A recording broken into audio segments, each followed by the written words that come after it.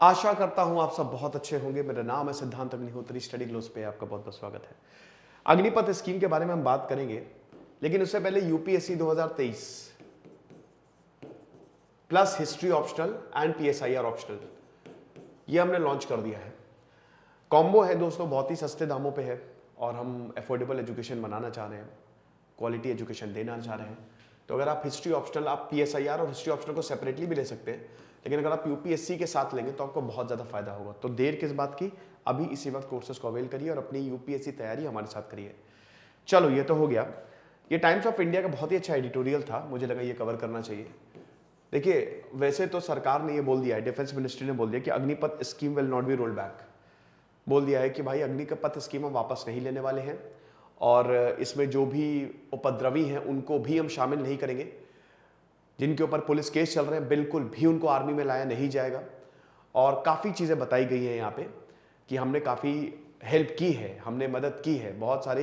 ये पहले से ही था, ऐसा नहीं है कि जो अभी हम बात कर रहे हैं, अभी हम आपको दे रहे हैं, ये सब पहले से ही डिसाइडेड था। ये प्रोटेस्ट के बाद नहीं हुआ है, ये सब आर्मी ने क्लियर किया है। बट दोस्तों, प्रोटेस्ट तो हो रहे हैं और यहाँ पे एक तरीके से डर भी है। तो सरकार को करना क्या चाहिए? मेजर जनरल अशोक कुमार और कॉलोनल डीपी के पिल्लई ने ये बहुत ही शानदार एडिटोरियल लिखा और बताया है कि क्या करना चाहिए सरकार को। देखिए, अग्निपथ स्कीम कोई इसकी बुराई नहीं कर रहा है। आपको जान के हैरानी होगी कि 1977 से पहले 7 साल के लिए ही शॉर्ट सर्विस कमीशन होती थी, ऐसे ही आते थे। 1977 के बाद 7 साल से बढ़ाकर 17 साल कर दिया। तो अग्निपथ स्कीम को कोई बुराई नहीं कह रहा है, लेकिन इसमें इंप्रूवमेंट की जरूरत है। तो बोल रहे हैं कि जो इसमें फ्लॉज हैं आप उसको बस खत्म कर दो, दैट्स इट। और ये आर्मी एक्सपर्ट्स बोल रहे हैं, जो रिटायर्ड जनरल हैं, जो रिटायर्ड मेजर्स, कैप्टन्स, ये सब बोल रहे हैं। तो चलिए बात करते हैं कि इन्होंने क्या सुझाव दिए। सबसे पहले कम्युनिकेट बेटर बोला है कि भाई देखिए, आप सुबह उठ के आए और ऐसे स्कीम नहीं अनाउंस कर सकते। यकीनन आर्मी ने काफी समय तक इसको डिस्कस किया, बहुत समय से इसकी बात हो रही थी। टूर ऑफ ड्यूटी स्कीम बहुत सारे देशों में ये मॉडल एप्लीकेबल भी है, बिल्कुल सही बात है, लेकिन आपको कम्युनिकेट बेटर करना पड़ेगा। आप लोगों को आपको स्टूडेंट्स को दिलासा देना पड़ेगा। भाई इस समय स्टूडेंट जो हैं वो वाकई में घबराया हुआ है कि उनका होगा क्या। तो यहां पे लीडर्स को आके सही तरीके से बच्चों को समझाना पड़ेगा और ये सिर्फ यहां पे सरकार की बात नहीं, सबको करना पड़ेगा, चाहे ऑपोजिट विपक्ष हो, पक्ष हो, जितने भी हैं सबको आके एक प्रॉपर कम्युनिकेशन। दिक्कत यही ना कि कोई क्लैरिटी नहीं मिलती है, प्रॉपर क्लैरिटी है ही नहीं, एंट्री पॉइंट क्या है, एग्जिट पॉइंट क्या है। इसीलिए ये जो कम्युनिकेशन गैप की वजह से ही झगड़े होते हैं। तो पहली चीज तो ये बताई है। दूसरा पॉइंट बताया है सबसे इंपॉर्टेंट, 2019 और 2020 के एस्पायरेंट के लिए अग्निपथ स्कीम को ना लाया जाए। देखिए 2 साल कोविड आया, कोविड की वजह से आर्मी में एंट्री नहीं हुई है ना। अब बड़ी बात, इलेक्शंस हो रहे थे, फिर उसके बाद जब एंट्री नहीं हुई तो यहां पे यही बोला जा रहा है कि 2019-2020 में जो आर्मी का एग्जाम हुआ, जो ग्रुप एक्स का एग्जाम हुआ, उसके रिजल्ट तक आ गए हैं। अब उनका जैसा था वैसे ही रहे। 2019-20 के जो एस्पायरेंट है उनके लिए अग्निपथ आप ना लेके आए। 2022 में जो अप्लाई करेंगे, हालांकि बोला है 22 जुलाई और 24 जुलाई से शुरू हो, 24 और 26 जुलाई से शुरू हो जाएगा, फेज 1 के एग्जाम होंगे और दिसंबर में ट्रेनिंग शुरू होगी।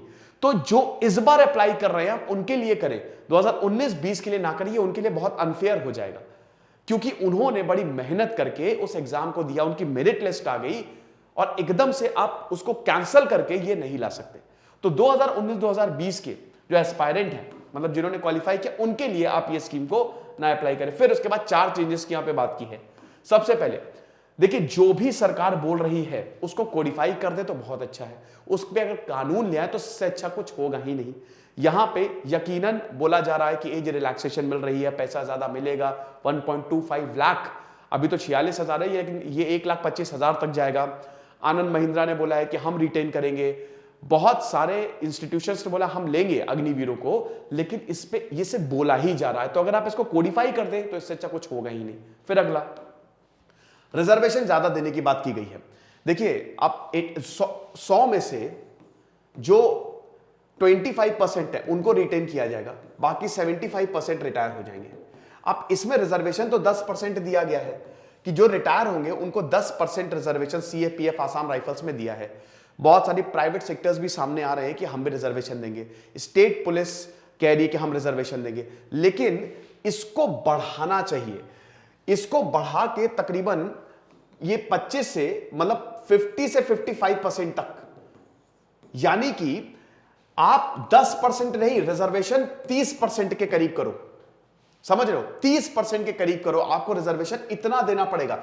यानी कि आधे अग्निवीर जो हैं, जैसे 25% तो यहां पे चले गए और बाकी 30% को और जॉब मिल गई है। अब ये स्टेट पुलिस हो गया, ये सीएपीएफ हो गया, आसाम राइफल्स हो गया, ये जितने भी है ना, उन सब में कम से कम आप इतना रिजर्वेशन दो ताकि सुरक्षित रहे वो 55% जो हैं, जो रिटायर हो रहे हैं, ठीक है, उसमें से मतलब जितने अग्निवीर हैं आधे से ज्यादा को जॉब मिलेगी, उनके पास गारंटी है। और जिनको नहीं मिलेगी उनके पास भी एडेड बेनिफिट्स होंगे, उनके पास भी एडेड बेनिफिट जो बचे हुए 45% है वो मेरिट बेस्ड पे आ जाए।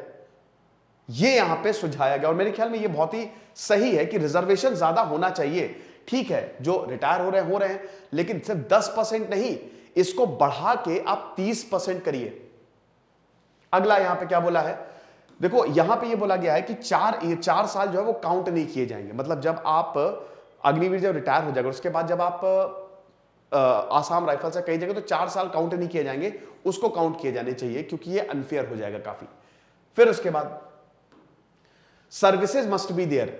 देखो मेडिकल बेनिफिट्स, पेंशंस, अब जैसे यही है कि पेंशंस नहीं मिलेंगी, है ना, पेंशन का बिल बहुत ज्यादा हो रहा था। अब सरकार ने इस तरीके से इसको बताया कि पेंशन बहुत ज्यादा है, 100% में से 80% जो है, जो हमारे डिफेंस बजट है उसमें से 80% जो है सैलरी में पेंशन में जाता है। मेरे ख्याल में बहुत बड़ा कम्युनिकेशन गैप था।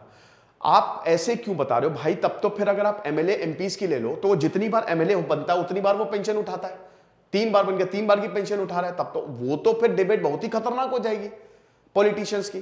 तो जितनी सर्विसेज मिलती हैं यहां पे वो भी मिलनी चाहिए, मेडिकल सर्विसेज, पेंशंस, वो सब मिले, ताकि उनका, ठीक है मैं बिल्कुल ये बात मानता हूं और आर्मी भी कह रही है कि भाई हम यहां पे आप देश की सेवा करने के लिए आ रहे हो, ठीक है, पैसा कमाना है तो कुछ और कर लो आप, लेकिन फिर भी सिक्योरिटी जरूरी होती है। एक एक्स आर्मी मैन कह रहे थे कि भाई अगर मान लो कि अब जैसे ये है, ये इसके हमेशा मन में ये बात रहेगी कि 4 साल में मैं रिटायर हो जाऊंगा, वो दिन गिनेगा, 1 दिन जा रहा है, 1 महीना गया, 2 महीना गया, 4 महीने गया, तो ऐसे में काम में मन नहीं लगेगा। इसीलिए सर्विसेज भी उसको देनी चाहिए, ठीक है। देन उसके बाद लास्ट 25% रिटेंशन, या जितने भी परसेंट सरकार ही करती है, इसका क्राइटेरिया क्या होगा ये भी बताएं। क्या कोई रिटन एग्जाम होगा, क्या कोई इंटरव्यू होगा, किस तरीके से प्रॉपर एंट्री और एग्जिट पॉइंट सरकार बताए कि एंट्री पॉइंट में क्या, ठीक है आप चलिए रिटर्न लेंगे, देन एग्जिट पॉइंट में क्या होगा, तो इस पे भी ये रिटेंशन क्राइटेरिया भी आपको बताना चाहिए। तो ये चेंजेस की बात की गई है ना। और एक तो मैं बोलूंगा कि अगर 4 साल से बढ़ा के ये ज्यादा कर दिया जाए तो ज्यादा बेटर होगा। 4 साल काफी कम है मेरे हिसाब से, इसको कम से कम, चलिए अब तो 6 साल कर दिया, बट कम से कम 6 साल का 7 साल तो करना ही चाहिए, ठीक है। तो अगर वो भी रहे तो वो भी काफी ज्यादा बेटर होगा। तो ये बोला गया है यहां पे आर्मी द्वारा, और जो डिफेंस एक्सपर्ट्स हैं उनके ये कुछ चेंजेस है कि अगर ये हम बदलाव ले आते हैं तो अग्निपथ स्कीम बहुत ही शानदार बन जाएगी। क्योंकि जाहिर सी बात है कि हम युवाओं पे फोकस कर रहे हैं, हम एक जूनियर लीडरशिप बना रहे हैं, आर्मी में जाएंगे वो और ज्यादा डिसिप्लिन होगी, अच्छी बात है, लेकिन इन चेंजेस के साथ और अच्छा होगा। आपको कमेंट बॉक्स में आपको क्या लगता है, कमेंट बॉक्स में जरूर बताइएगा। दिस इज सिद्धांत अग्निहोत्री साइनिंग ऑफ।